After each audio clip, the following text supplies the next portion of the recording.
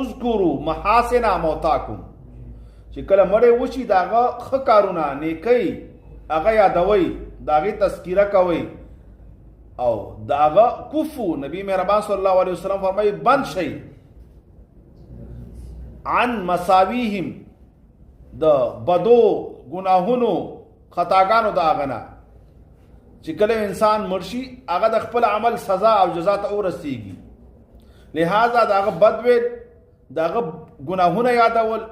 د هغه غلطۍ یادول د هغې تذکرې کول د عظیم جرم دی د سلف یو عالم مخې ته وي چا د حجاج د ظلم تذکره وکړه چې دومره ظالم و وی هغه ته وفرمیل چې حجاج کوم ظلمونه کړي دي د هغه نه به د هغه د ظلم تپوس شوی ځکه هغه ورغلی دی الله ته لیکن تا نه به هم د هغه د غیبت تپوس خامخا کېږي تا چې کوم بدي بیانه کړه د هغه لہذا که مړی هر څومره بد وي